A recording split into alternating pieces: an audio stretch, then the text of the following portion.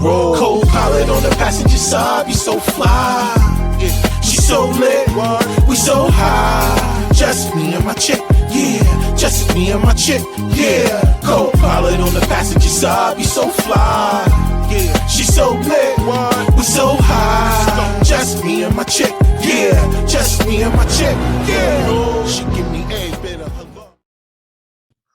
Yo, what up, y'all? Welcome to another one, man. It's your boy Rob One, and this is Spark-N-Conversation, but this is our special segment called Convo Corner, where we talk to some of the world's most interesting people that inspire all of us that are on this side to try to make it to the next side. And what I mean by that, all the people who took that journey, took that leap, and was not afraid to dare to be themselves. The one thing about it is that, a lot of people like to look at the guests that come on Convo Corner as celebrities. As far as the people that I've had on so far, they say they don't look at themselves like that. But what I like to say about these people is that these are the people that, believed in themselves enough to say that I'm going to do this, right? And I think one of the biggest things that a lot of people have in this world right now is a sense of doubt. They have a sense of they can't do it. They have a sense of how could it be me? But then when they hear the stories of those people that they recognize and that they see and that they aspire to be like, and they hear their stories, it kind of make you understand just how far or how close you are to being exactly that. But the one thing that you've always been since you've been born is you. So today, who I have on the platform is the brother, Tommy Morgan Jr. So listen, I want to break it down a little bit about who the brother is. So those of y'all that may not know, but I know a lot of y'all will figure it out once we get to chopping it up. But after the Robert Townsend and Keenan Ivory Wayans gave him his first job in the movie Hollywood Shuffle, Morgan has co-starred or guest starred in over 60 different television programs and films. His TV credits include L.A. Law, MacGyver, Martin, The Jamie Foxx Show, In Living Color, China Beach, Living Single, and The Young and the Restless, just to name a few.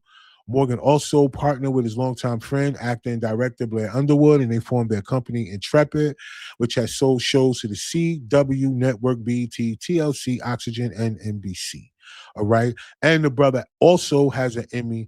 And I just want to make sure that y'all guys understand who we bringing up here that we're going to talk to. But before we bring the brother up, I got to bring my co-host up because she is the reason and how we got the young brother on the platform as well as everybody else so far. So let's say hi to Miss Gloria Peebles. What's up, Gloria? What's up, Ron? Ain't nothing. Good to see you. Glad to have you again as usual. Good to see you as well. All right. So look, before we bring the brother Tommy up outside of what I just said, tell the people a little bit about, about him from your perspective, because you're the reason why we were able to talk to this brother today.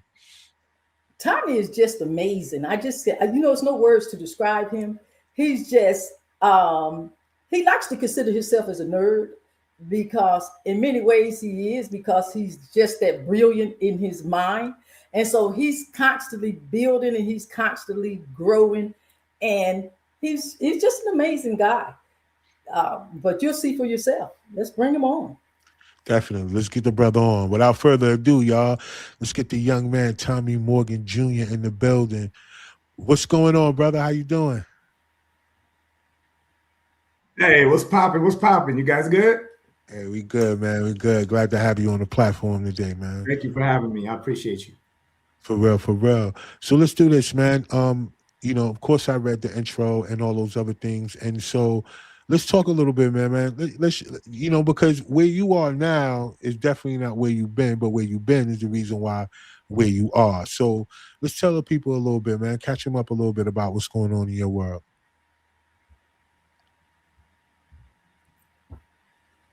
One more time.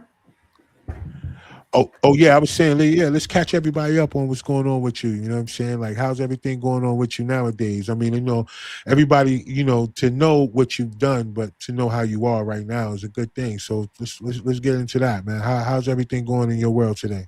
Awesome, man. Things are great, man. I appreciate you guys' intro. That was very, very cool. And sis, yes, I am a nerd. I'm a nerd, but I don't allow anybody to write my narrative. So I like to say that being a nerd is the new sexy.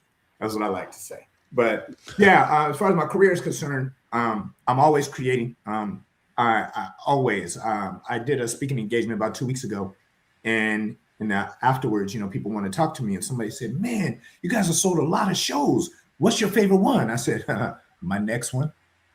And that's how I feel about everything. I put all this stuff in the rearview mirror, and I'm constantly looking through the front windshield, and I'm always trying to move forward. So we've got an awful lot of things going on in the TV space, both scripted and unscripted. And I'm playing ball in this new space called the vertical space, which is a perfect marriage between entertainment and technology, which is a space that I'm very comfortable in. So that, and I have a new venture with a very, very dear friend of mine. His name is Bill Gobin. And that space is a business called Two Homes, One Heart, which actually, Bill Gobin is a co-parenting strategist. And we help people all over the world navigate those two spaces when two parents break up, unfortunately, via divorce, or you have a child being born under a situation that is less than ideal. Well, even though you have two homes, you should still have one heart and focus on the child. But a lot of times in divorce situations, people want to fight and use the child as a pawn, if you will, and thousands and thousands of dollars in court. And we have real strategies to keep you from doing that. To kind of take some stress off your pocket and have some real strategies for how to raise your children in a proper environment. Facts. And along with everything on the entertainment end, but that one right there, that's the one. That's the one right there. Because even in all situations regarding parenting, you find that tug of war going on, right? Whenever Mhm. the situation between the adults happen to go their opposite ways, it's the child that has to suffer in the middle. It happened to me twice, and I think at this particular point in time, whenever you guys, the situation that you guys are setting up, prayerfully from whatever angle that y'all are going through, I hope a lot of people really pay attention to the bottom line and the message that you guys are saying about two houses and well, two homes, one heart, because that's Mhm. what it should be about. It should just be about the children. It should not be about the personal whatever it is between the adults, because when y'all were making the child, that wasn't there, like, right? But now that the child is here, people want to use the child as a pawn. Let me Right. let me ask you that. Besides your partner being a strategist, what made you guys want to focus in on that one? Because that's one that's been missed in our community heavy. Well, what's real interesting, man, I have this philosophy just in life, and it's called the red car syndrome. And a lot of Okay. people don't really understand this, but I'll break it down to you real quick. So, um, we're always looking for red cars. And what I mean by that is red cars are very similar to opportunities. So when I'm public speaking, I might ask someone, I'll say, "Excuse me, miss, what's your name?" She'll tell me, I'll say, "Hey, I'm Tommy. Thank you so much for coming. I appreciate you. How many red cars did you see on the way to the venue today?" And she'll say, "Oh man, I don't know. I guess I saw some." I say, "Stop right there. What if I would pay you $1,000 for every red car that you saw? You'd be racking them up, wouldn't you? In fact, you'd probably say, 'Hey, Tommy, I know this car is burgundy, but it's in the red family. So come on, run me that 1,000." Opportunities are just like red cars. They everywhere. Okay, you could be walking through a big city and you're walking down the street and you're walking past red cars everywhere, but you're not paying attention because you got your face in your phone and you're watching some grown ass man dancing on TikTok or whatever, and you wonder why you're broke. Okay, you've always got to keep your mind and your eyes open. So that being said, when my friend Bill Gobin, he was going through a child custody situation with his ex. And this gentleman lost two six-figure jobs over that time period. This is over a few years. And he went to court over 80 some odd times. And he won every single time. And he's self-taught. So this is somebody who's been through the fire. So he and I were talking. And one day I saw a red car, which is Mm, an opportunity. Because the more I investigated this space, there's nothing like this out there. Now, At we do all. have a system, but the system is designed to separate you from your money. Okay. And trust me, all the lawyers, everybody's getting paid. Your pockets are getting drained. And meanwhile, it's a system, but it's not designed for the welfare of the child. So we saw opportunity there. So, it's just another extension of me being a pretty shrewd business person and being able to have some vision and seeing an opportunity or a red car, if you will. Right. But you know what, man? Oh, go ahead. Go ahead, Gloria. Who came up with the idea of two homes, one heart? Whose idea was it? Well, you mean the idea for the business or the Yes, idea for the name, or what are you talking for the about? for the name. That was me. Again, that's just another extension of me being creative. Full circle back to what we were saying earlier. I'm a nerd, and I like to ask a lot of questions. Everything that I am and everything where I'm going and thing is because my mother likes to say I'm nosy. And I said, come on, mom, I'm not nosy. I'm inquisitive. But I ask questions about everything. Everything. We could all be riding down the street in a car right now, right? And we see a big Benz pull up next to us, and it's a doctor, and he got his white coat hanging up in the back window. Okay, we see he's successful, but I want to know the journey. What was it like when he was eating popcorn and tuna fish and he was about to get evicted? Because all the lessons are in the stories. All the lessons are in all the failures. People don't understand that. My father just always taught me to be curious, and he taught us not to be afraid of failure. We could be sitting at the dinner table, and he said, hey, kids, what'd you guys fail at today? And me and my sister would tell him, and he'd give us a high five.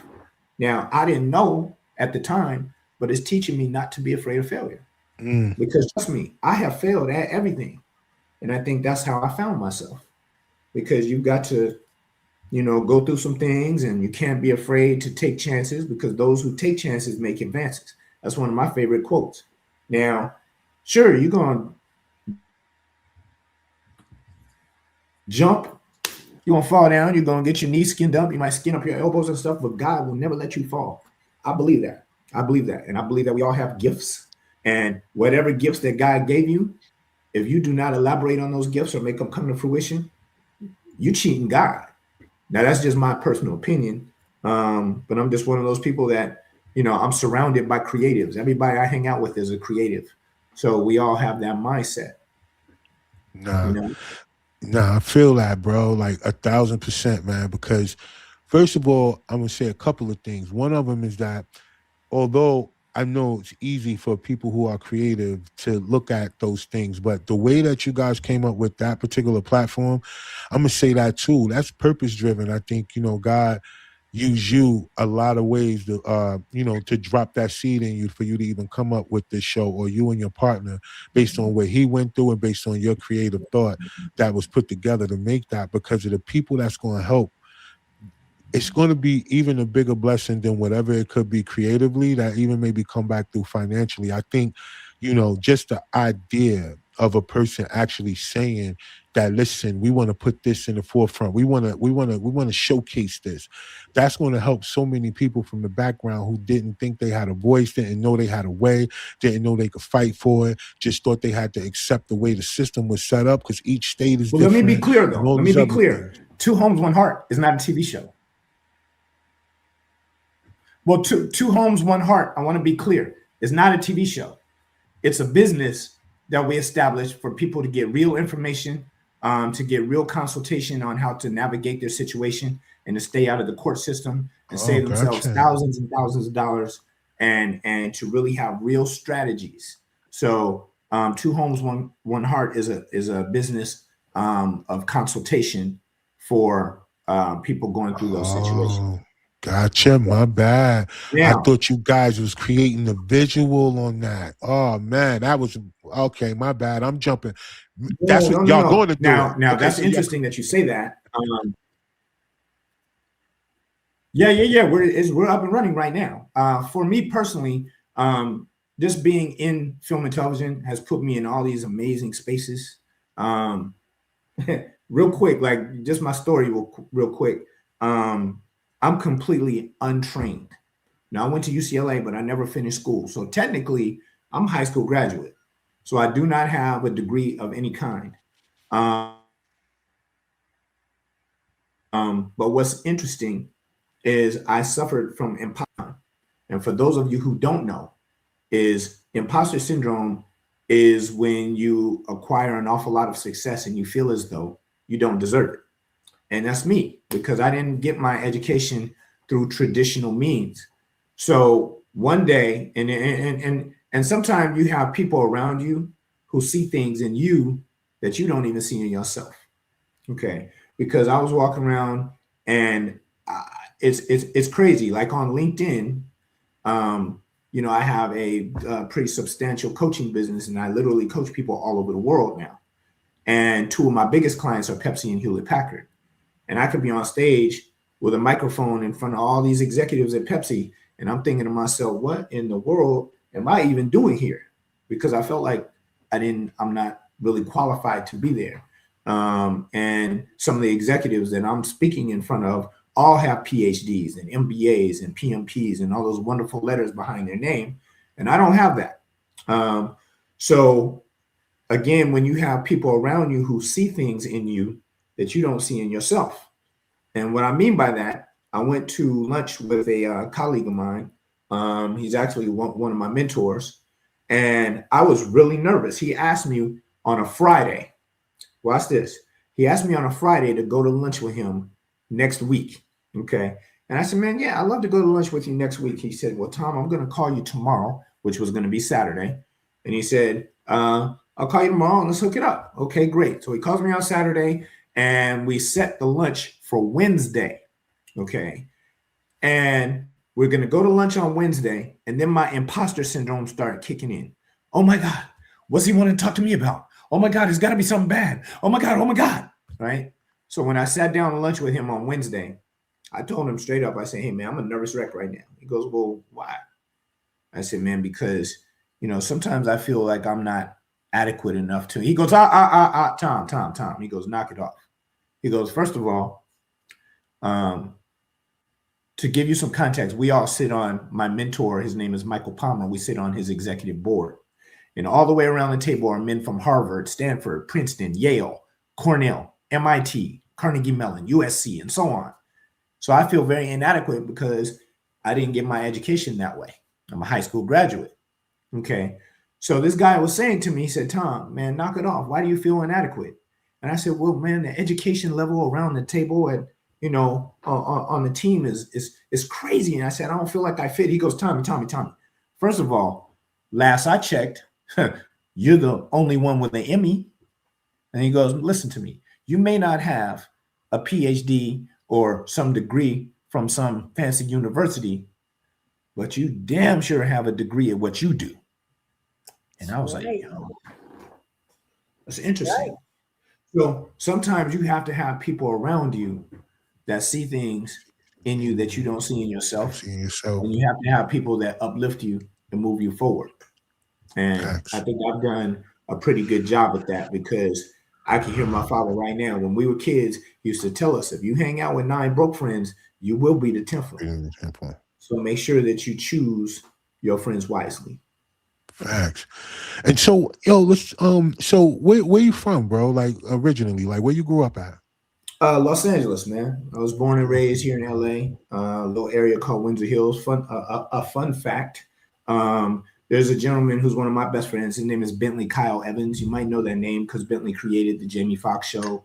He executive produced Martin. He created Love That Girl. So Bentley, his sister Stacey Evans, she runs the Black Lady Sketch Show on HBO.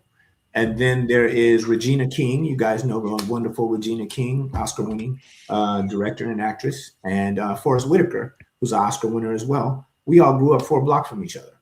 So we like to say those Windsor Hills kids, they're different. They're different. Wow. That's amazing, man, because you leading into that though, growing up where you grew up at it, although we know that's the mecca of where, Hollywood, stands as far as that. What led you into the entertainment space though? Like, besides that, how what made you know that, this was your lane, if you knew at all? Well, actually, I didn't. My parents sent me to a school called Palisades High School, and I went to Beverly Hills High School all 3 years for summer school. So that's the real Beverly Hills 90210, by the way. So I was always around kids who had more money than they could ever spend. And everybody's mommy and daddy were producers and directors and rock stars and movie stars. And, it was nothing for us to be playing soccer and Sylvester Stallone would come down and be kicking the ball with us. That was like on a Tuesday. So I was always around it.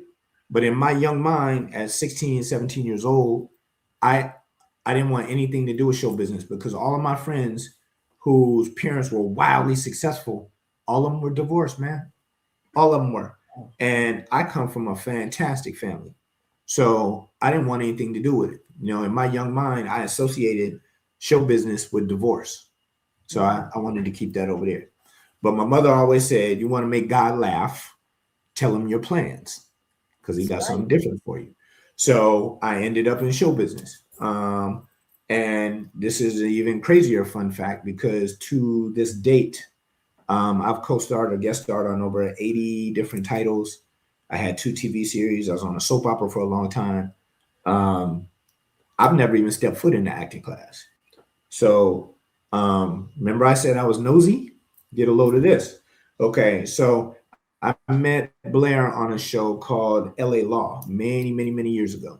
We how you meet somebody and you just click. You don't even need to say much. You just click, right? So that's been my boy like all these years. But I just got to a point in my career where I wanted to create employment instead of begging for it. So he and I started a company called Intrepid Inc. And to date, we've sold shows to 9 different networks. We produce films for theatrical release. And like you said earlier, we have an Emmy Award. We have a Clio. And, we've done very well in those spaces. But how I got my education as a producer, again, my mother always said I was nosy. Now, I don't believe that. Like I said, I believe I'm inquisitive. But here's how I have implemented that in my business practices. What I know about business, everything is duplicatable. I don't care what it is. It can be duplicated. So I started taking my friends' fathers to lunch. Okay, remember I said I went to school with the biggest actors, the biggest writers, the biggest producers. I went to school with their kids. So I tell somebody on my baseball team, hey, man, tell your dad I want to take him to lunch. And cool. I sit him down. I let him order the biggest steak, bottle of wine, whatever he wanted. And I sit there with a notepad and an iced tea. How'd you get your movie made? Get out of here. Okay, break it down to me. How'd the studio become involved? What? Okay, walk me through this. I don't understand distribution. Walk me through that. And I asked so many questions. And I interviewed people in both film and in television, because a lot of people don't know they're 2 different businesses. And in television, I interviewed people in both scripted and unscripted. And again, I just took very, very copious notes. And what we did as a company, we just duplicated the process. And we took all those notes and we duplicated that. And then we sold our first show. And we duplicated that and duplicated that. And they started falling like dominoes. So for me, I believe in duplication in everything. And I think that's why I'm pretty successful as a coach, because I keep things very, very simple. I believe very hugely in mentorship and coaching. Okay. Now I feel like this. Why should you go through what I went through when I could sit down and tell you how to do it right the first time? Duh. I mean, it just makes sense. There's so many people that, they try to start businesses and they fail because they don't have any prior duplicatable blueprint that they're following. For me, like I do a lot of business with cats in the NFL and the NBA now. Just recently, I'm not going to drop his name, but this player wanted to start a record label. I said, come on, man, what do you know about a record label? He goes, well, nothing. I said, exactly. You about to light that money on fire. Okay. Somebody else was going to start a restaurant. What do you know about a restaurant? Well, nothing. Me and my homeboy, stop right there. You about to light that money on fire. Okay. You've got to have mentors and people who have done what you want to do. Okay. To lay the platform and help you move forward in whatever your goals are. Okay. Facts. So you want to take a risk, but you want to take a calculated risk. So that's just what I believe when I help people build their businesses or their brands. Facts. And so with the coaching, right? First of all, which type of coaching do you do, and when it comes down to it? Well, on LinkedIn, this is interesting. So I made a bunch of money when I was really young, and everybody wanted to know how I did it. So I was doing the college tours and the speaking engagements and all that kind of stuff, and I came across this gentleman who was a billionaire, and his life was in shambles. Man, he's a great guy, but he was a terrible husband and he was a terrible father, because he spent his whole life focused on his business. He had no people skills. So I got in his life. I helped him with his work-life balance. That was easy. But like we said earlier, I'm borderline a nerd, and I really understand social media way better than most people, even though I'm not on it. I run from social media. I don't have anything to say. I don't, I'll just put it like this. Social media is a entertainment platform that I choose to not exercise. That's all. You know what? I don't want to interrupt you or anything, but that is what is so hilarious to me, because Tommy always say he don't have anything to say, but then when he opens his mouth, he has a lot to say, and a lot that people would like to hear. Well, I appreciate that, but like as far as social media is concerned, I kind of run from it because I see people all the time. They overshare, and I, for one, and the people I hang out with, we operate under a code, and we say move in silence. Okay, because not everyone genuinely wants to see you succeed. They don't. So if you understand this concept, there's day, there's night, there's up, there's down, there's left, there's right, there's North Pole, there's South Pole. Everything has a complete opposite. So if you understand that, and really successful people understand this, okay, the same way someone can pray for you, someone can pray against you. That's true. So be quiet, because people can't hate on what they don't know. So be quiet. Okay. So here's our get down. Okay. Your success is going to speak louder than anything you could ever say. So you hear people on social media, hey, everybody, my album's coming out. Hey, everybody, I'm about to do this, or stay tuned. This is going to happen. I'm like, man, you're killing yourself. Killing yourself. I was just telling this young lady who is our intern. She was on Facebook, I think, and was telling everybody, hey, everybody, I got an audition. I said, man, don't say that. And she said, well, why? I said, because people are going to hate your guts. Let me explain. Most people, they get up and they go to a job every day. Some of them go to a job that they hate. They can't stand their job.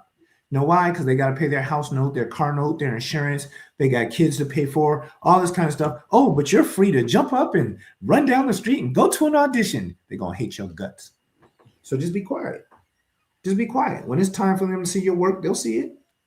They'll see it. Okay. So for me, I think we're just in a space right now where we overshare. We just overshare. A friend of mine, don't want to throw her under the bus either, but it's a great example. And she knows I use her. I use her on stage as an example.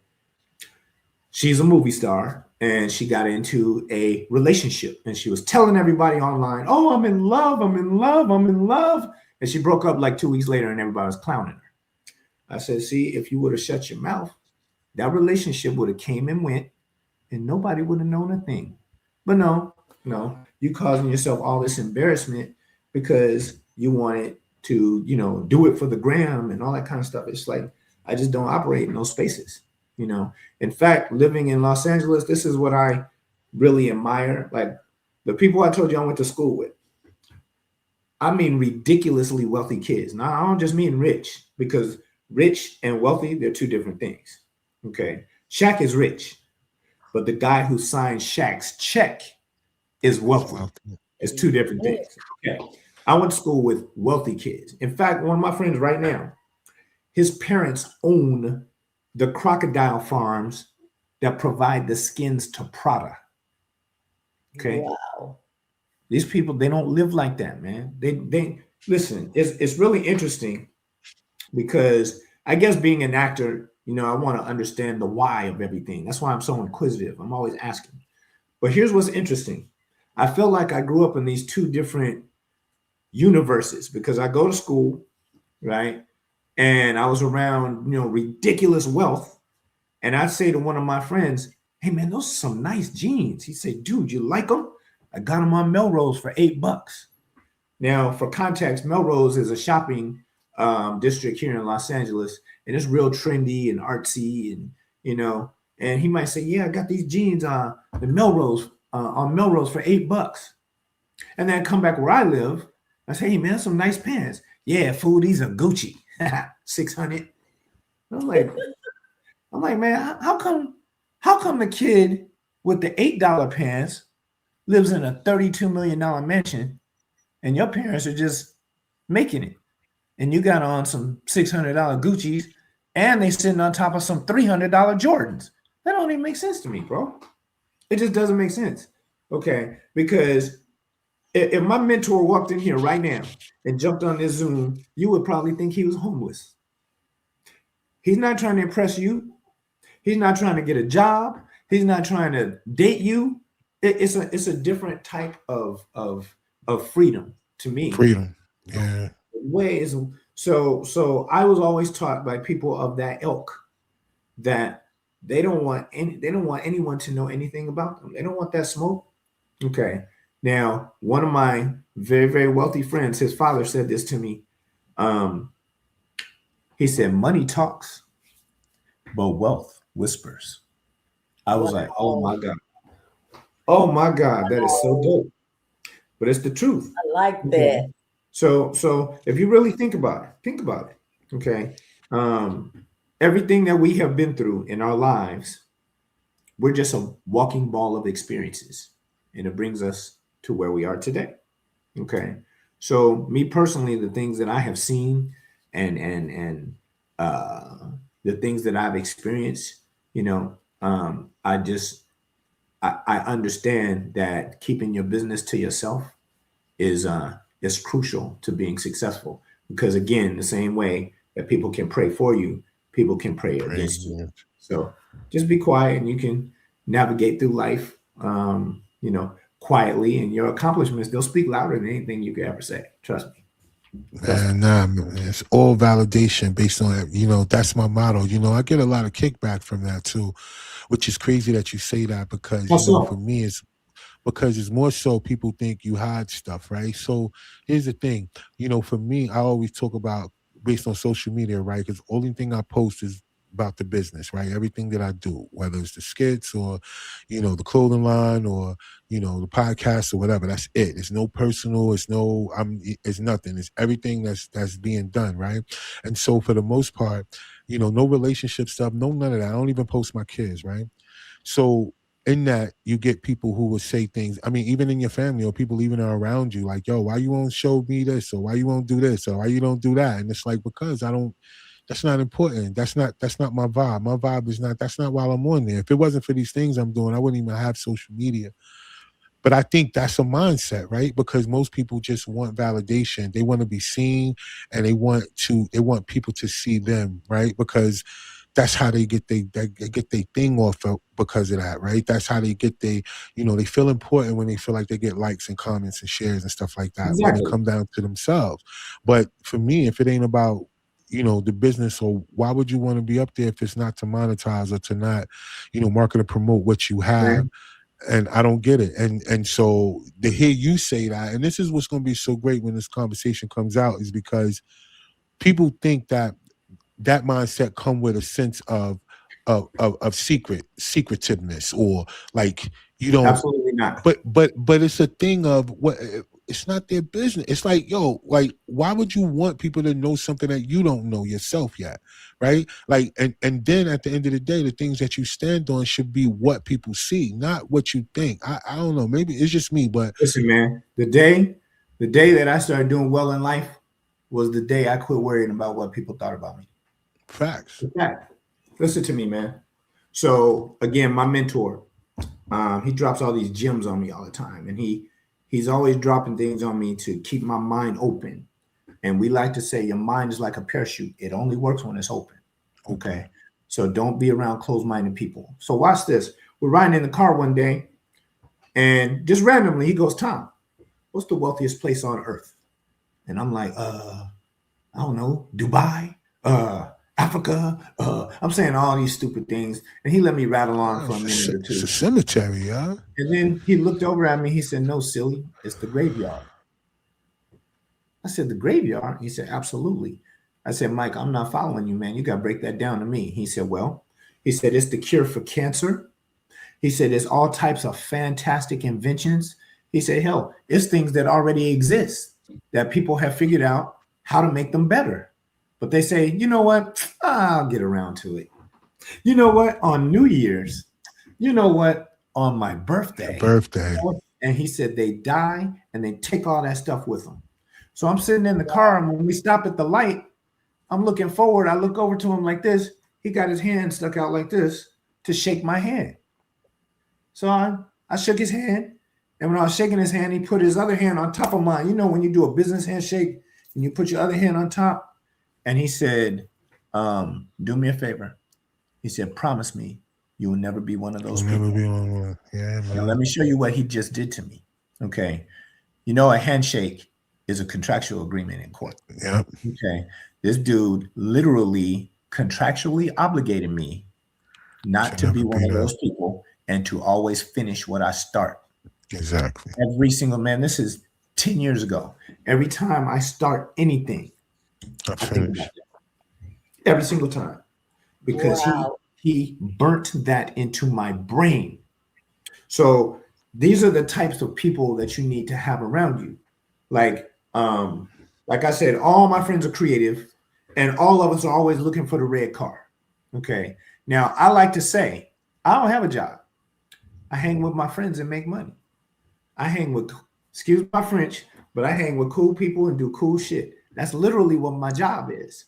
So, and Gloria, I've shared this with you. Okay. She's met some of my friends when she's been here in Los Angeles. Yep. So we can all be hanging out. We're all bowling. Let's just say we're out bowling, right? And somebody will say something funny. Now, you know, you got a bunch of guys, we've all known each other, and we're clowning each other and saying your mama jokes and all that other kind of stuff. Somebody might say something funny, and we're like, ha, ha, ha, ha, ha. Ooh, you know what? And next thing you know is paying us a boatload of money, because that's how we think. So you can't be, listen, we have this thing called cloth talk, okay? All of us are pretty successful cats, and we believe that we are cut from a different cloth, right? So when we get together, we're not gossiping. We don't give a damn about what happened on the Kardashians or what people are doing on Instagram, okay? Exactly. We talk about ideas, okay? Don't even come around us talking with stuff like that. That's a broke person's mentality, okay? So for us, and I'm not trying to, you know, down anybody else, because whatever they do is what they do, and that's what they choose, and that's cool. We just don't roll like that. Okay, because ideas pay. Trust me, ideas pay a lot of money. So yes. for me personally, you know, when you hang out with creatives and people who, again, you've got to be. Listen to this. You've got to damn near be crazy to do what I do, because I literally come up with an idea and we write it down. And then we talk about it, then we have meetings about it, and next thing you know, it's paying us a bunch of money. Okay. But the fact of the matter is, you know, you've got to believe that you've got to see something that everybody else just doesn't see. You can almost be crazy to do that, right? And everybody is going to talk you out of it. Everybody's going to listen. This is why you got to have the right circle around you. Everything is a circle. I do a whole hour on stage about a circle. Watch this. What goes around comes around. We all know that. The world spins around in a circle. All the planets go around in a circle around the sun. Your parents used to take care of you. Now it's time for you to take care of them. You're in diapers when you're a kid. You're in diapers when you get old.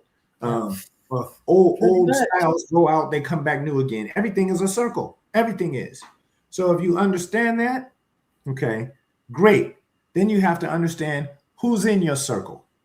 What type of people are in your circle, and what's the philosophy of the people in your circle? Let's just say you have a big dream and you got a fire burning in you and you want to get this dream, you want to make it happen, right?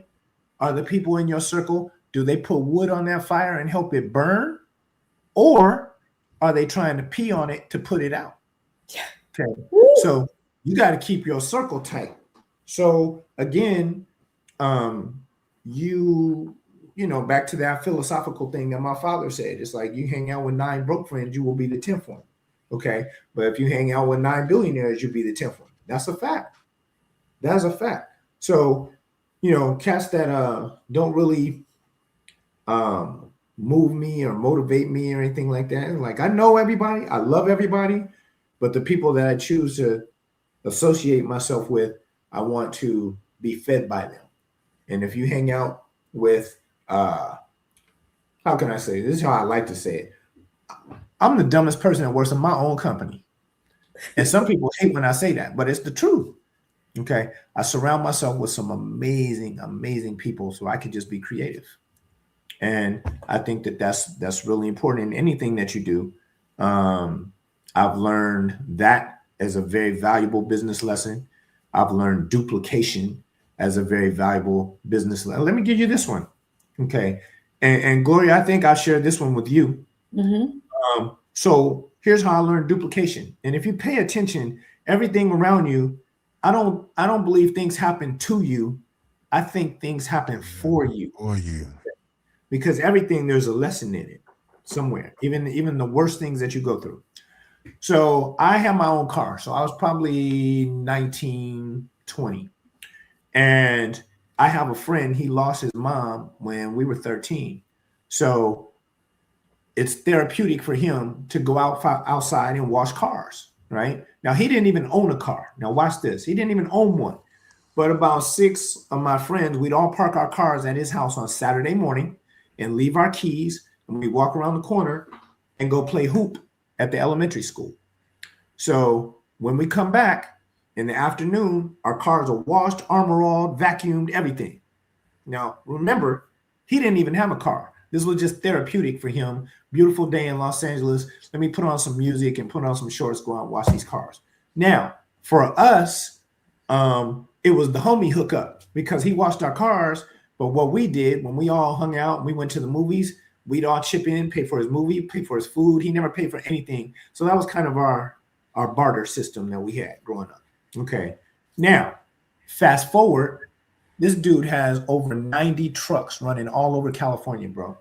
Wow. He has the contracts to wash all the Amazon vans. He's at all the movie studios. He does UPS trucks. He's everywhere. Okay. He's got his own tire wax. He's got his own tire dressing. Now, what he did was he worked real hard. And well, first of all, I don't want to say he worked hard. He worked smart because I don't believe in working hard. Broke people work. Rich people think. So what he did was he thought, instead of having 100% of my own efforts, how can I get 1% from 100 people? So basically, he just duplicated himself. And then he found a college kid, gave him this much of the business as an incentive, and he just duplicated himself. And then he got another truck and another truck and another truck, and he became what he is today. So in business, that's called scaling. And most people don't know how to scale. Okay. I don't believe in working hard, man. That's the biggest lie ever told. You want to work smart. So always think instead of utilizing your hard work and all those efforts, man, there's always another way. And to duplicate your business is how you become wealthy. And that's when your business is making money while you're asleep. You know what, Tommy, you said something earlier that really made sense about the people, the circle of people that you allow around you. Sure. And and I say this for that because I always had a circle of friends coming up that I love, and we for many years we were friends, and I still love them today. But none of us was doing anything or going anywhere. We were just like spinning. We worked, and a lot of us were successful, bought homes and cars and stuff like that. But we weren't doing really anything to like leave a legacy or just to leave something behind. And so I changed my circle, and not because of anything that they did. It was just because I needed to. I needed to get into a circle where people was moving and shaking, because the circle that I was in wasn't doing anything. And when I changed my circle, that's when I started to grow. Sure you did. Okay, now watch this. A tree can only grow as far as the size of pot that it's in, right? And if you take this tree and you put it in a bigger pot, then the roots are going to grow deeper and grow stronger. Okay, you've got to surround yourself with people who are bigger and better and stronger than you. Okay, now for me personally, I look at myself, I'm a 7. Okay, some things I'm good at, some things I suck at. So I'm about a 7. I hang out with 8s, 9s, and 10s. Period. Dot. That's it. Everybody's richer than me. Show me something. Take me somewhere. Educate me. Show me a restaurant I've never been to. Everybody is bigger, better, stronger, richer, smarter, everything than me. Okay. If I'm a 7 and I hang out with 6s to make me feel good about myself, and those 6s hang out with 5s for the same reason, and those 5s with 4s, next thing you know, we all gonna be kicking it at the homeless shelter. Okay. You hang out with people who move you and inspire you. Period.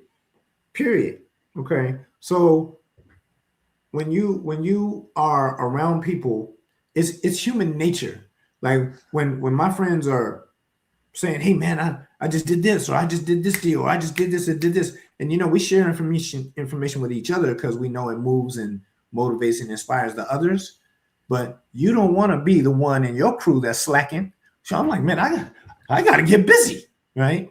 You got to be around people like that. That's a must. That's a must. Okay. Here's what I realized, and this was just not that long ago. Okay. I realized that all of us are givers. I never really thought about it, to be honest with you. Now watch this. We were in Las Vegas and we were having a weekend, and we had a fellas weekend, and it was about 9 of us, and we were having breakfast. We said we're gonna wake up in the morning at 6. We're gonna hit the gym and we're gonna go have some breakfast. Okay, cool. So we're having breakfast, and the waitress walked by at the end of the table, and one of my boys tried to be slick and say, "Miss, can you make sure I get that ticket?" And somebody heard him and said, "No, man, hey man, I got it." And then the whole table starts saying, "No, I got it." So what we did was, one of my boys had a New York Yankees baseball hat, and everybody put their credit card in it. And the waitress came over, closed her eyes, and she mixed them up, and she picked a card. And the card that she picked had to pay. And that was my boy, Sean. He was like, yes. It's because we're all competitive, but we're all givers. Okay. Now, see, and I don't want to throw anybody under the bus, but even my own family, I've gone out to dinner at my family reunion. And, one time, I'm just going to say it because they made me so mad. Okay. We went to a family reunion, and there was they asked me, they said, "Hey, Tom, we're going to go up the street, grab a bite to eat. You want to roll?" I said, "Okay, cool." So I can't remember what it was. It was Applebee's or whatever it was. But so when the bill came, everybody was like, "Oh, you know what? I'll be right back. I got to go to the restroom.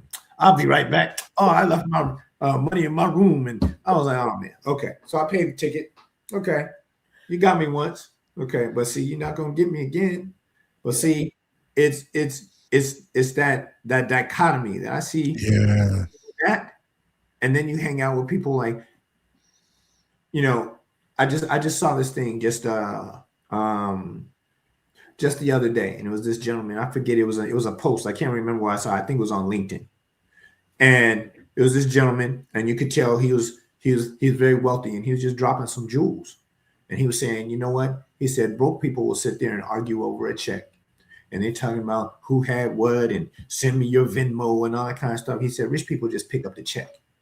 He said, it's not even about, doing all the calculating and stuff like that. They said, you wonder why people don't bring you deals. And it's because you're arguing over nickels and dimes. Pick up the check. And then people can trust you with big money. But people don't understand that. They waste their time and energy with nickel and diamond. Man, if I asked you to go to dinner, I'm picking up the check. That's just what it is. Okay, I'm not gonna, sit there and pull out your phones and everybody chip in. I mean, it is what it is. Okay, so leaders lead. That's what I believe. Leaders lead. If you want to be a leader, show people be one. Have leadership skills.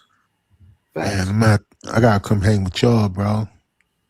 Well, it's real interesting, man. Like I was sharing with you about what cloth talk is. All cloth talk is a philosophical belief, because I believe if you stand on nothing, you will fall for anything. You will fall for anything. So you got to figure out, like, who are you and what do you stand for? And I was at one of my speaking engagements, and there was this young lady afterwards, and she said, you know what, Tommy, I hear what you're saying, but I just think that you got to be a little more humble. I said, I don't use that word. She's like, excuse me? I said, no, I don't use that word. And it was about 8 or 9 people that were with us having this conversation. And I said, pull out your phones right now. I said, Google the word humble. I said, hell, I'll tell you what it says. It says having or showing a low estimate of one's own importance. That is the very definition of humble. I'm not humble. I don't use that word. I don't have a low estimate of anything, period. And if somebody has a problem with that, I get it. Okay. But I don't care what you think. Okay. Another statement that really bothers me. Oh, you just want your cake and eat it too. Yeah. That's what you're supposed to do. My cake, my steak, my ice cream, my dessert, all that. I'm getting it. Now you can sit your food in your front of you if you want to and stare at it. That's not living. That's existing. Okay. So you've got to even check your tone, how you carry yourself, because even the Bible says a man is as he thinketh. That's a fact. Yes. Okay. So when somebody is trying to tell me, oh, you need to dim your light and you need to, I don't know, Tommy, you seem a little cocky. Well, okay. Maybe you just don't speak that language. It's just what it is. Now, I did a whole thing on stage one day, and I broke that down. I said, everybody, like Kobe was a really good friend of mine. Okay, Kobe, LeBron, Michael Jordan, Floyd Mayweather, Deion Sanders, Muhammad Ali. All these people, they say, they're so cocky. Oh, they're so this, they're so that. No, these people are all at the top of the top of the top of the food chain. And maybe you just don't speak their language. Because I guarantee you, if all those men got in one room, trust me, they all understand each other. I used to love when Kobe and LeBron would see each other, because they slap hands and you see in their eye, it's almost like, it's like 2 little kids who had a secret, right? And it's because Kobe was in the gym every day, 4:30 in the morning, every day. Now watch this. His teammates are just getting home from the club, doing all that broke people stuff. Okay.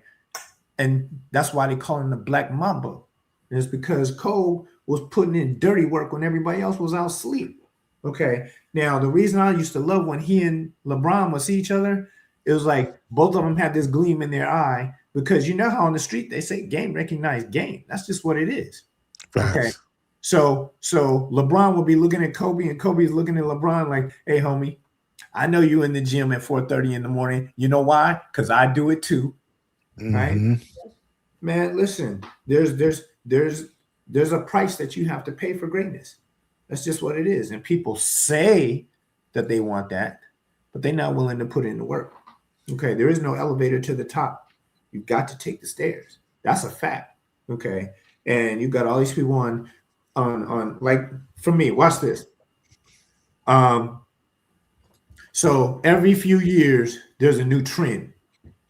And I just had this conversation with this gentleman yesterday. This dude was sweating me about, people, reach out to people and try to get them in the crypto game and all that kind of stuff. I'm like, listen, man, I stay in my lane and I do what I do. Period. Dot. I do not deviate from that. Back in the day, everybody was in the real estate game. And then when real estate fell off, then everybody jumped into telecom. And when that fell off, everybody jumped into the .com business. And then when that fell off, everybody jumped into something else. And when that jumped off, they jumped into crypto. And now everybody's like AI specialist. I'm like, man, listen, I do what I do. That's it. I don't deviate. I know what I'm good at. When people want me to look into other businesses or things of that nature, I really focus on what I do and what I'm good at. Okay. So A wise man always say, a wise man once said, find one thing that you're good at and do it with all your heart and mind. That's a fact. Okay. Do you know that if you practice what you do 18 minutes a day for 1 year, that's a little over 100 hours. Okay. You will be better than 98% of people in the world at that particular discipline. Just 18 minutes a day. But people don't want to do that. It's interesting to me, even when people reach out to me as a coach. Okay. I do not understand how come people don't invest in themselves. I just don't get it. Okay. Now, I'm going to say for us, especially a lot of us of color, we're going to have that brand new iPhone. Oh, we're going to have that. Oh, girl, we're going to have the Louis bag and all that other kind of stuff. But when it comes to investing in themselves, they don't do it. It's amazing to me. It's amazing. People will spend thousands and thousands and thousands of dollars going to college and get out and can't even get a job. It's like, now I'll give you an example. Like for me, and again, I'll never, ever, ever knock education because we should always be constantly learning, but it doesn't necessarily have to be in the traditional sense. Way. Yeah. Okay. So I just spoke at a college out here, and it was a film and TV event that I was speaking at. And I wasn't trying to be disrespectful, but all these professors that were at this college, most of them have never produced a movie, never produced a TV show, never ran one, sold one, pitched one, nothing. And they're trying to teach you about your career? Wow. That doesn't even make sense to me. Wow. Okay. Because remember I said, I don't care what you want to do. Find someone who has done what you want to do. If they haven't done it, turn around, pack your stuff up and run as fast as you can. Because they're just teaching you in theory, for one, and they're going to force their beliefs, their shortcomings, all their fears, they're going to project that onto you. Now, if you hang out with someone who has done what you want to do, the journey is very different. Okay. So here's what I said to the kids. I said, no disrespect, but I said, if you want to be a fireman, hang out with a fireman, because a plumber can't teach you how to do it. Okay. So no disrespect to any of those people who are professors in that field. Some have done so, but most have not. And they're teaching you things out of a textbook, and things in the textbook don't necessarily translate to real world. So that's just a cautionary tale. The reason I say that is because I see so many people, man, they don't even know who they are. This is the scary part, because as a coach, the very first module that I teach people, I have them go through a module and it teaches, I want to know who they are. Now, it's not just going to teach me who they are. It's going to teach them who they are. Because watch this. Think about it. From the time we're very young, our parents say, when you grow up, you're going to be a doctor. When you grow up, you're going to be a lawyer. Okay. And then they go through school, and years down the road and thousands of dollars later, they're like, I don't even like this. right? Now they gotta figure out how to, get back on their 10 toes and trying to figure out, what am I gonna do? Where am I gonna go? Okay. And school, it teaches you, if you really think about it, it teaches you to be average. Go to school, get out, punch a clock, and go work for somebody else. And that's cool. Yeah. I'm just not built like Yeah. that. Okay. Right. And so, I like to be around people who are entrepreneurs, and I'm around some really interesting people, man. Like my friend's father built a $250 million fortune with coat hangers. Bro, nobody wakes up and says, hey, when I grow up, I want to be in the coat hanger business. It's like, no, you just see opportunities and you follow them. Okay. I know the people who invented the Post-it note, the earplug. I know a guy who made a $300 million fortune selling ink for photocopiers, ink cartridges. It's like, man, I'm around some amazing people, and I ask questions. I want to know their story. Like, how did you get to be where you are? And were you scared when you were about to take that leap? And what happened? I've heard it all. So when you're around people and they let you know that, hey, man, I made some mistakes, but why should you go through this? Well, let me tell you how to do it. It just makes sense in anything. In anything. So there's this young lady that I'm helping. It's about 3 years ago. I helped her build her business, and she sold soaps. Right? She had the most beautiful soap bars, man. They were beautiful and all these different colors, and they smelled amazing. She's trying to sell them on her Facebook, right? And she's running Facebook ads and all that kind of stuff. And I was letting her know. I said, in business, rule number one in any business is you want to speak to who wants to be spoken to, right? You can't sell a Rolls Royce to someone who works part-time at Target. You're talking to the wrong people. Okay. So your messaging has got to be directed towards the people who want to hear your message. So basically, I helped her build her business. And I told her, I said, I bet you any amount of money, I can find a whole community of people who are bath enthusiasts. I said, that's what you want to talk to. And I'll be damned if I didn't find them. Now, here's the beautiful part. She sold soaps and candles and bath salts and things of that nature. Okay. Yeah.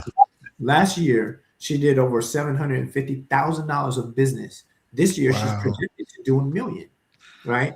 Now, this was a home-based business, okay? But here's the beautiful part. When we build our business and we're speaking to those who want to be spoken to, okay, what we did was we just had a system about customer retention, because the beautiful part about her products is they're consumables.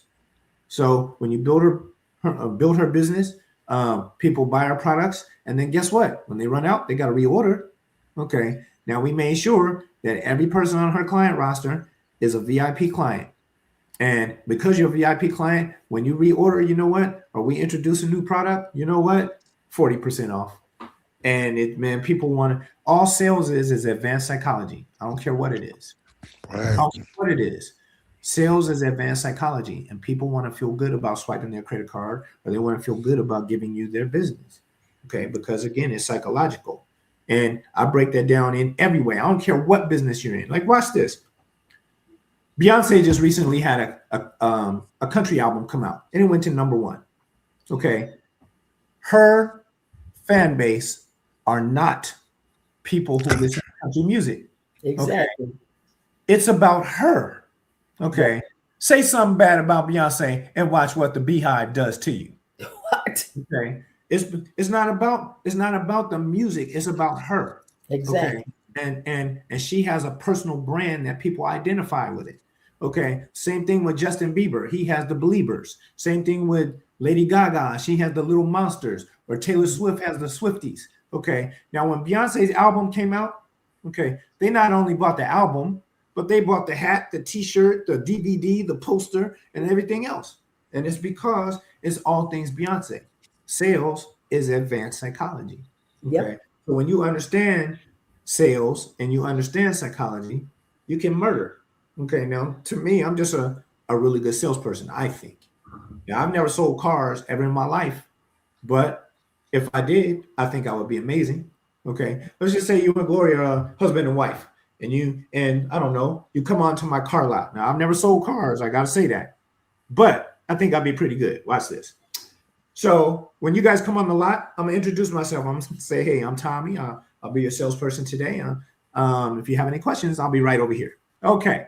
What I did right there, I introduced myself. I established myself as an authority figure. And if you have any questions, come see me. No pressure, right? Okay. Now let's just say you come to me and you're looking for a car. I'm going to ask you questions. So what are you looking for? Okay. Color. Okay. What about the interior? Hard top, soft top. Okay. Are you looking for something new or slightly used? Okay. You have kids? Okay. Now, let's just say you were looking for a black BMW convertible with tan interior. Okay. I'm going to go get that car and I'm going to pull it right up in front of you. Now, watch this. Sales, and everybody listening, please understand this. There are 17 phrases in sales. Wouldn't it, couldn't it, shouldn't it, doesn't it, hasn't it, and so on. You get it. I don't want to go through all of them. Okay. So I'm going to pull that black BMW up and I'm going to hand her the keys because it's proven that in the American household, most of the time, the women hold the purse strings to the spending in the household. So I'm going to hand her the keys. I want her to hit the alarm and see the lights flicker on and off. And we're going to get in the car and I'm going to push the button and I'm going to show her how to start it. Okay. And I'm going to turn on that air condition and it's going to be blowing nice and cold. You know why? Because I'm appealing to your senses. And then I'm going to show you how to hit the button and make that top go back. Yeah. And I'm going to point that out to you. You smell that leather? Yeah. I'm appealing to your senses. Right? Okay. So we're going to go on this test drive and I'm going to point out all these people who are looking at you. Look at all these people. Don't you feel like a rock star riding around in this convertible BMW? And then when we get to the lot, I'm going to hit you with the psychology. Okay. I'm going to say this BMW is black. And I'm going to go through all the sentences that I just told you. This BMW is black. Isn't it? Oh, and it has tan interior. Doesn't it? And I'm going to go through wouldn't it, couldn't it, shouldn't it, doesn't it, hasn't it, and all that, because basically I'm weighing all the yeses versus the nos. And then I'm going to say this to her. Well, you know, the brake package is an extra $3,000, but you don't want anything to happen to those beautiful children of yours. Oh, but you know what? I'll leave you two to make a decision. She's going to say to you, that's true, honey, because everything he said has brainwashed you. I brainwashed you because subconsciously I asked every question I asked was a yes. So I was weighing all the yeses versus the nos. And I said that to her about the children because women are a lot more emotional. Now, I just laid a seed. Now, whether you buy that car today or you come back a week from now, I appeal to your senses.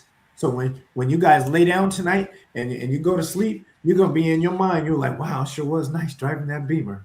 Oh, didn't that feel good, baby? Oh, my God. Can you see us pulling that out on a Sunday? Man, I got you. Okay. Now, sales is like that in any situation. Okay. So I was sharing, you know, the young lady that was whose soap business I built. You know, like I don't take baths. I don't take showers. I got a huge bathtub, probably fit about 8 people in it. I've been in that thing probably twice.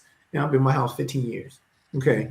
I don't take baths. But the reason I'm saying that is because I showed her where she was spending all these money for ads. They were coming to people like me. I'm like, I'm not your audience. You're wasting your time, your energy. Who wants to be spoken to in anything. So even in social media, listen, it's amazing to me, man, like how people they don't even get it. To me, if you're on social media and it's not a revenue stream or a profit center for you, just kill yourself because you're wasting your time. You're wasting your time. Okay, now watch this. Here's how I come to that conclusion. Again, I'm not on social media, so I'm kind of out of the game, but I kind of see the moves everybody else is making. So right after COVID, me and some of my friends, we go to dinner and we ordered our food and our drinks came out first. And the drinks were beautiful, man. I don't care if we ordered a daiquiri or a mojito or a margarita or whatever it was, the drinks, the presentation, they were beautiful. Now, Right. boy has 21 million people that follow him on Instagram. And this dude pulls out his phone and nobody touch anything. I'm gonna post this. Who does that, man? What are you, like a 13-year-old girl? Like, who does that? Right? So it started an amazing conversation, right? And I said to him, I said, let me get this straight. You're about to post a picture to a multi-billion-dollar conglomerate, which is Instagram, and you're not going to make a dime. I said, you are Boo Boo the Fool, and everybody who does it is Boo Boo the Fool, and tell them I said it. Right? Okay. Wow. Now, I'm one of those people. I knew I was seeing a red car. I just couldn't figure it out. But I was seeing it's a red car in this. It's a red car in this, right? Yeah. Okay. So as long as I've been an actor, I have a shoe company I do business with. I have a clothing company. You know, my partner has suits, shoes. He's the face of Lexus now. He was the voice of Lexus for 5 years, but now he's the face of Lexus. You know, sunglasses and a watch. I got all our sponsors on a Zoom call.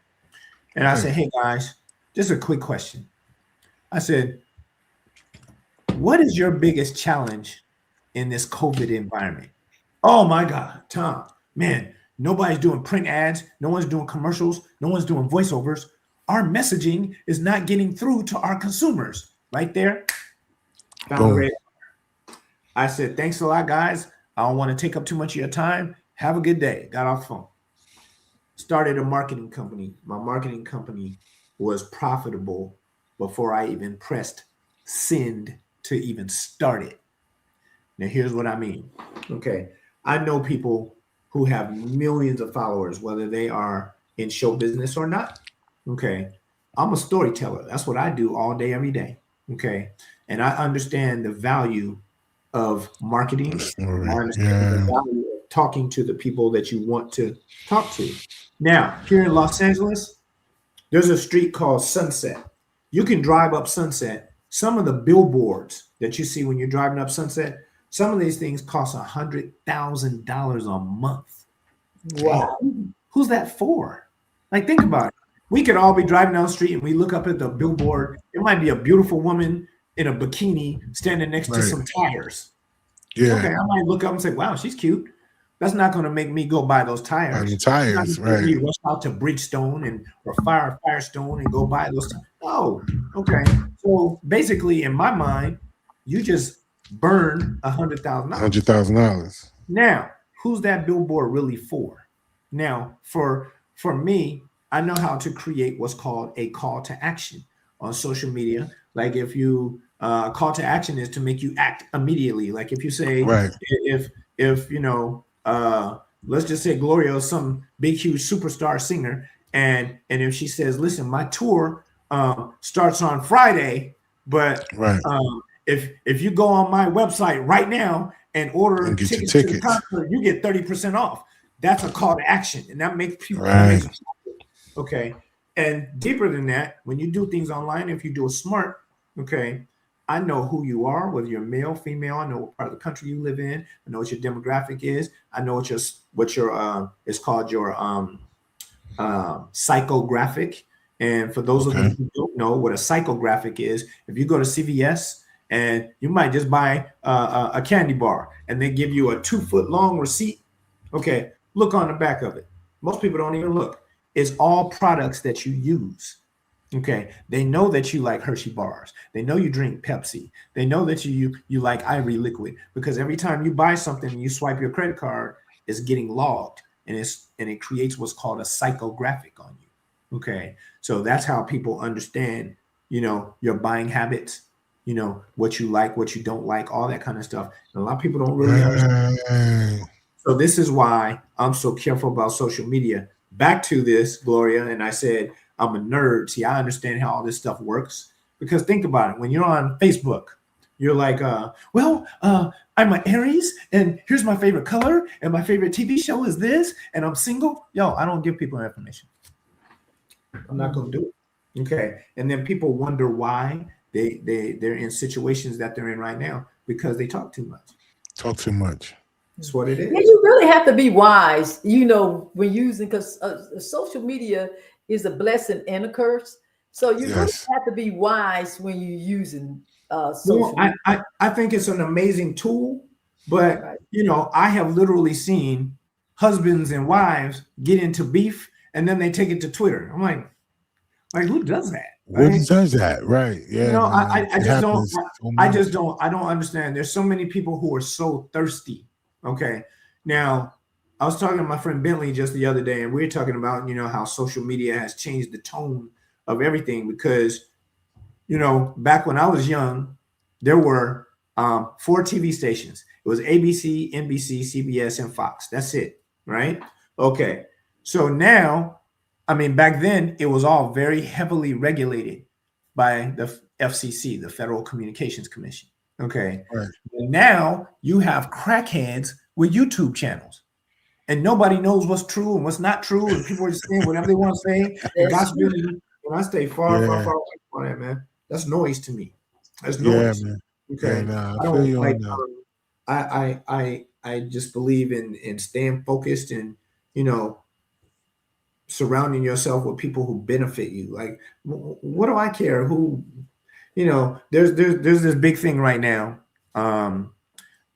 with Chili from TLC. You guys hit that, right? Okay. Now, see, she put all on her social media who she votes for and who she did this and all this stuff is coming back to haunt her, right? Now, see, to me, back when I was young, somebody would ask my father, so, because I'm Tom Jr., so he'd say, talk to my dad and say, so Tom, who'd you vote for? And my father would get offended. He'd say, it's none of your business. That's personal, right? And back in the day, it was a different kind of code. Yeah, it's personal, yeah. Now, my father's no longer with us, but this is funny. I had my mom laughing the other day because I remember I asked my dad, for $10, right? I said, Dad, I'm gonna go to the ATM, and I said, I'll pay you back later on. I said, you mind giving me $10? And then he pulled out his money and turned his back on me like this. Yeah.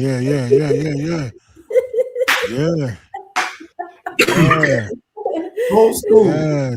Old school, man. It was just different. I'm like, man, I'm your son. What do you think? I'm gonna jack you? Nah. You ain't gotta know. You ain't gotta know. I do that right now, yo. Hey, like literally, you see what I'm saying? It's a different code, right? It was just a different kind of code, right? Yeah, so I just operate under that code. And I just think that people they just talk way too much. They cut themselves short doing that, man. That's a fact. Well, back to what I was saying about when people don't know who they are. Mm-hmm. So I came to that conclusion because running a company, people have to interview with me. So by the time their resume gets to me, it's already vetted. So they could probably do the job. Right. But I want to know who are you, right? Who's going to be walking around in my office every day? That's what I want to know. So I slide their resume to the tip of my desk and I let them see. I didn't even look at it. And I'm like, so tell me about yourself. And they go into this. Oh, wow. Well, I'm kind of like, I'm like, no, I don't know. That's your job. And I watched them completely fall apart. I've seen people start shaking and sweating and all this kind of stuff. And it's because they do not understand. How are you trying to sell something and you don't even know what the product is? Okay. Remember I said most people don't know who they are? Okay. Yeah. If I ask that same person, so where'd you go to school? Oh, Tom, I got my PhD at Harvard, got my MBA at Stanford. I went to B school in Boston. They're going to tell you all that? Okay. But that is not what I want to know. I want to know who are you? Who are you? And back to people who overshare too much, they might say the most amazing things to me in the interview, and they say all the things they think I want to hear. And as soon as they walk out the door, I'm like, Sean, pull their social media, okay? Because that's gonna tell me who they. That's gonna tell the truth, yeah. Hey, let me tell you something. I see some things. I'm like, ain't no way in hell they're gonna be working up in here. That ain't gonna happen. Okay. So a lot of people don't know, man. The stuff that they put out, it lives out there forever. So Facts. be very careful, man. If you're very serious about, your career and stuff like that, man, you gotta watch, the stuff that you're putting out there because the internet is undefeated. We watching Chile go through it right now. Okay. Facts. That's It's it. undefeated. Yeah. Stuff that you reposted and things that you commented on, they're gonna dig it up. And it's going so she's trying to she's talking her way into a hole right now because they're pulling up things off of her verified account that she's is contradicting everything that she's saying right now. So you just gotta be careful. Yeah, man, it's a beast. It's definitely a different beast, and like you said before, validation is a new drug out here. Mm-hmm. We know fame is a drug, and we know thirstiness right now has been it's been a drug for a long time. But right now, validation is something that most people are seeking because, like you said, they don't know themselves. They don't see they haven't found their sense of purpose yet, and the way that they feel good is by the attention they get from others, which is crazy. But a lot of what you said, man, makes a whole lot of sense on a bunch of levels, and one of them is the mentorship. So Mm-hmm. for you, like for people who's going to watch this and that is going to consume this, I'm sure based on the fact that you don't have or you're not on social media, but you did mention LinkedIn, I'm sure you're probably going to get people that's going to reach out and wanting to know more about that part. So before we get out of here, do whatever, let's just talk a little bit more about that part. Like, are you open to new people to mentor? Is there a certain 100%. are there levels? Okay, and is LinkedIn the route to get to you, the part Yes. figuring out how to get that? Okay, Well, let me say this, man. It's amazing to me how many people are not on LinkedIn. Okay. LinkedIn, it's crazy. Listen, LinkedIn is the most powerful tool on this planet, bro. Trust me. It has, Yes. man, forget all that. Listen, Facebook and Instagram and all that kind of stuff, and that's cool. But LinkedIn is for business. You can't be on Yes. LinkedIn gossiping. Okay. It's about business. True. And if you want to meet people who are really about it as far as business is concerned, you want to get on LinkedIn and start navigating on LinkedIn and start building relationships, because what I said to you is everything is about relationships. Your network is your net worth, and that's a fact. Okay, I was just telling my little cousin this. He was talking, "Oh, Tom, I got 20,000 friends on Facebook." I said, "Man, you don't know those people. Okay, Hmm. Exactly. you don't know those people." I said, "Man, take the time to get to know people. When people reach out to me on LinkedIn, okay, I'll thank them for their requests, and I say, hey, I read your profile. Tell me a little more about you, because LinkedIn can be kind of limited. And here's a little about me." And a lot of times, they read up on me because I don't really have much about my professional life on my LinkedIn. I just have that I'm a coach. So all my film and TV endeavors and stuff like that, that's another business. But there's your LinkedIn profile is only going to say so much. So you get on Yeah. and a lot of times you do introductory phone calls or give somebody 10, 15 minutes and you just get to know them. Because I promise you, if the three of us got in a car accident right now, and unfortunately we needed a personal injury attorney, trust me, I know who to call. Trust me. Okay. It's not just some random person that, oh, I have 20,000 people on my Facebook. It's like, man, you got to take the time to get to know these people. And I was telling my cousin, man, be careful about using that word friend so loosely. Okay. Right. Because I probably got about 3 friends. I know everybody, but I got about 3 friends. Here's a friend. Okay. If my car broke down right now, 3 o'clock in the morning, I'm gonna call my boy Chris. Okay. I'm gonna call him. And first of all, here's a friend. It's 3 o'clock in the morning. He's gonna take my call. That's a friend, first of all. Okay. Secondly, I'm gonna say, dude, I hate to do this to you. My car broke down. I need you to come get me. Here's what's gonna happen. This is my best friend. It's gonna get quiet for about 5 seconds. And he's gonna say, man, when I see you, I'm gonna punch you right in your throat. I'll be there in 20 minutes. That's my boy. That's my boy. Right? Okay. Now you don't have a lot of those people or people of that ilk in your pecking order that you can just pick up the phone and call like that. Okay. So I have learned a very valuable lesson. Okay. A lot of times people say it's who you know. No, it's not who you know. It's who picks up the phone when you in a jam. Exactly. That's what counts. Okay. So a lot of times we have to relanguage ourselves and, try to figure out, what are we going to stand for? How are we going to do that? So I implore people to reach out to me on LinkedIn. It's Tommy Morgan Jr., TOMYMORGANJR on LinkedIn. And I strongly, man, in anything, I believe that people should have coaches and mentors because it literally makes the journey much shorter, and it makes the journey more pleasurable because, again, you are making or repeating the same mistakes that someone before you has already done. Facts. Well, look, this is what we're gonna do, man. Because man, personally, man, you dropped so many jewels on today's conversation. Anyone who watches this playback, I'm definitely they got to get something out of it because, like you said, it's not only that you spoke volumes about how you were able to become successful, not only by being around success, but soaking it in success, but also just from off of your personality and having this conversation, you're a person that can speak to people on any level, and that's very hard to do when people reach a certain level of success, right? They feel like they're above certain things, and for you it just seemed like based off your energy and stuff like that, like although you've come from this particular space and you have this much success, you're still a man of integrity that's not a gatekeeper.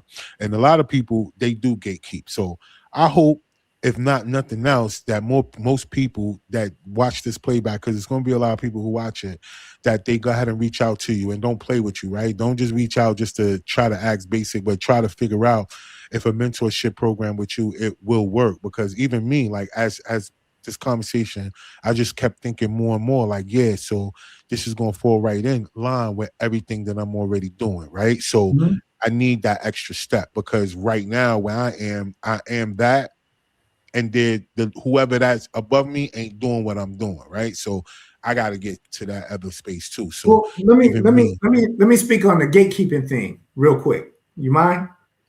So I hear that all the time. I just did a whole thing on LinkedIn about gatekeeping, in film and TV, and I don't see it. Like I don't necessarily know that there are quote unquote gatekeepers. I said, here's what I do know. In film and TV, it's entertainment as a whole, it's the only business that I know that someone can go have a business card made and say, hey, I'm an actor. Hey, I'm a writer. Hey, I'm a producer or a director or whatever it is. And they have absolutely zero credentials, zero background, zero training. And they really believe they're going to jump in this business and make millions of dollars. It doesn't work like that. You heard me say there is no elevator to the top. You've got to take the stairs. Take the stairs. Now, here is where I believe people get caught and they use that term gatekeepers. Okay. So people just don't like their time being wasted. Okay. So there are, like my agency, I'm repped at a pretty big agency, and there's some big ones, man. CAA, William Morris, Gage Group, Gersh. It's these big agencies. When someone's brand new in the business, you can't just call CAA and say, hey, I'm looking for an agent. CAA's client list has like Robert De Niro and Arnold Schwarzenegger and people like that, and people of that ilk. They are not going to take on a new client or somebody that's new in the business. So when they discontinue the phone call or hang up in your face, they just don't want their time wasted. Someone on the other side of that will say, oh, they're gatekeeping. No. It's like, take the time to really understand and take time to learn how to navigate the spaces that you're in. Okay. So I help people get representation. I help people build their businesses or their brands from the ground up. Because again, bottom line, I'm a business dude. I just happen to be in show business. And so some of these attributes have worked really, really well for me. All the jobs that I've had, I was telling somebody yesterday, the best job I ever had in my life, man. I worked at Dodger Stadium selling ice creams. It was amazing, bro. Okay. Now I was a baseball player. So I'm walking through the crowd, ice cream here. It might be somebody 2 aisles away. And in baseball games, they bring their gloves, right? So I got a real accurate arm. I played third base, man. So I chuck it to him, hit him right in their glove. And then somebody else raising their hand. Man, I was making so much money, bro, because I wasn't just selling ice cream. I was selling the experience. People. So it might be an ice cream man on their aisle. He didn't want to buy from them. He wanted to buy from me because he wanted to watch me throw it to him. So I was over time, man. I'm 15, 16 years old. I'm throwing them behind my back. And man, I was putting on a show. But what I learned was I wasn't selling the steak. I was selling the sizzle. Right? Facts. And people don't understand that, man. It's like everything, again, sales is advanced psychology. So I was getting to know all the people, man. I was making so much cake at Dodger Stadium that my bosses always put me on the in the crowd. You know, you get assigned certain areas. I was always on the field level with all the movie stars and the rock stars. And dude, all season long, you know, doing business with them, I got to know them, got to know their kids. You know, they get up, go to the snack bar. I'm high-fiving their kids and stuff. So over time, I got a chance to know them. So somebody might say, hey, Tom, you know what? I'm going down the aisle and they hand me a business card. It might be a Sunday game, you know, beautiful day in Los Angeles, Sunday game. And somebody might hand me a business card and say, hey, Tommy, hey, listen, call me tomorrow at the office. I'll be in the office after 11. I say, yes, sir, I'll call you. And he calls and says, hey, Tom, you know, my kids love you. Yeah, you know, I'm throwing a birthday party for my son, Jack, this weekend. It'd be great if you could fall through. And I'm like, wow, thanks, Mr. Jack Nicholson. You know, right. All this, it taught me so much. It taught me about customer service. It taught me about customer relations. It taught me so many things, man. And everything that we go through, if we're wise, we take these notes. You know, now to someone else, that might be a menial job. Man, I was making so much cake, dude. I was 17 years old, killing them. And then I learned about corporate hate because some of my co-workers hated me because they felt like I was outselling them. And I'm like this kid, you know, they hated that. Okay, so it is what it is. I just went there to do my job. I wasn't there to make friends with anyone. Okay. Facts. And one of the best jobs I ever had, I was a paper boy, 13 years old. Okay. And I'm riding around. I had my papers on my handlebars and these big sacks, and I'm throwing my papers, right? Okay. Very first day, I'm learning my route. I have 43 houses on my route when I first started. And I'm looking at the addresses, and there was an older lady, and she came out. She said, excuse me, young man, can I have a word with you? I said, yes, ma'am. Rolled my bike over to her, and I gave her her paper, and she goes, she says, son, my old paper boy, he used to throw my paper in the flower bed. And can you please make sure you put it on my porch? And she looked at me and put her hand on my hand. She said, honey, I'm old. I said, yes, ma'am. Right. So I figured since I'm doing it for her, let me make sure I do it for everybody. For everybody. Okay. So at the end of the month, when I'm doing collections, I'll go ring the doorbell and someone will say, Tommy, you know what? Here's a check for this month. You did very, very good. I appreciate you. Here's $10 for you. I'll say, yo, they taught me about customer service. Yes. Right. And customer service can be very profitable. So in my life, man, all these little jobs that I've had have taught me lessons that have moved me forward to today. Now, even as a coach, now I'm backed by LinkedIn. So LinkedIn sends me all my clients pre-screened, pre-vetted. I don't advertise. I don't solicit. I'm not on social media. I don't do any of that. Okay. So here's the crazy part. Everything that I've ever done, even as an actor, I would always ask, okay, right. Well, you know, guys, you saw about 10 other actors for this role. What was it about me? I would always ask the producers and the director. And they say, you know what, Tommy? Right. You know, when you came in the room, you had a great audition, but I said to myself, I could go to Canada and work with him for 9 weeks. Bro, it had nothing to do with being an actor. It was always a people thing. Now, I'm sure I did my job as an actor when I went in and I auditioned, but it was always something else, right? Right. And so I do the same thing as a coach. When people reach out to me and they decide that they want to invest in themselves and take me on as a coach, I want to know what was it about me. Well, Tom, you know, I interviewed with 4 other coaches, and all they wanted to do was get me enrolled in their program, and then they wanted to sell me their hat and their book and their T-shirt and their DVD. They said, man, you weren't even about that, man. You're about my results, and I appreciate that. So I started Facts. learning. That's what differentiated me from everybody else. I don't want anything to Facts. do with anybody else. I don't Word. philosophical anything else. So when you learn to stand on your own, and Word. when you learn that sales is advanced psychology, and when you learn as far as what you're selling is concerned, premium packaging requires a premium price tag. You're off to the races, bro. You can do There it whatever is. you want to do and build your fortune. I'm with it, yo. And I just sent you a request on LinkedIn myself. Yeah. Cause I'm on LinkedIn. I Hmm. mark promote on there every day. But Hmm. so definitely so man, people that's gonna watch this, man. I want y'all to know, man, like you cannot say that you didn't get nothing from this conversation today, if nothing else. Motivation, you got a history lesson, and you also figured out a few things that we all should be paying attention to as business people. Number one is customer service, and number two is showing up. Right? We got to show up. You can't just say you want to do something and not be about what you do. I tell people that all the time. You know, stand on your square. And I'm so Ooh, thankful that ooh, you I love it.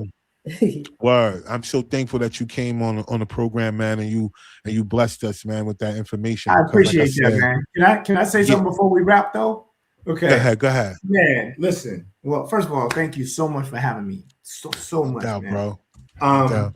and Gloria, thank you for setting this up. Thank you. This is what I want people to know, and this is my core message everywhere I go. Information is everything. Information is everything. And I see people blow it every day because they don't have the right information. Okay. Information.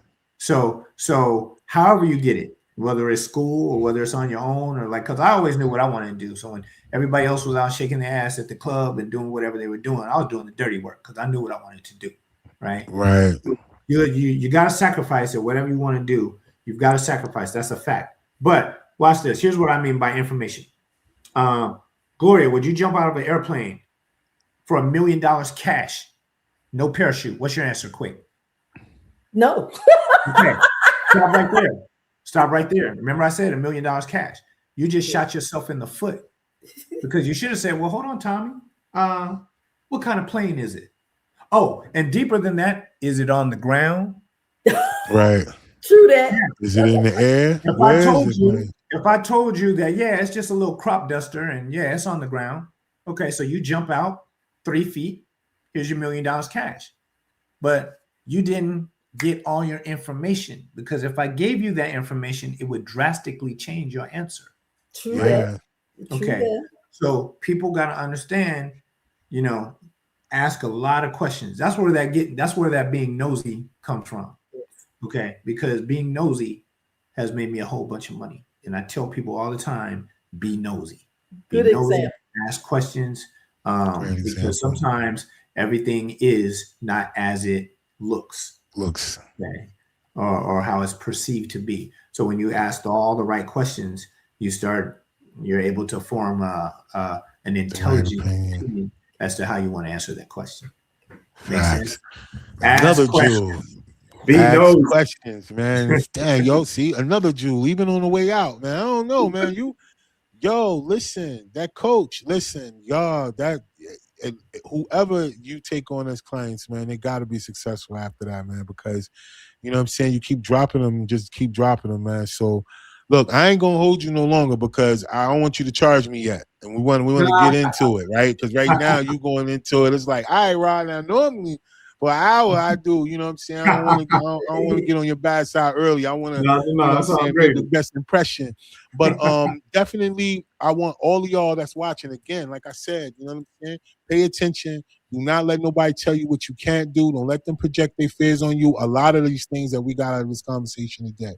And like Gloria said earlier, you gotta use caution when you're using things like social media. You gotta be careful. You cannot just throw yourself out there to the wolves, and you can't compete when you get the energy back that you give out because they wouldn't know it if you didn't tell it. So she dropped a lot of jewels today.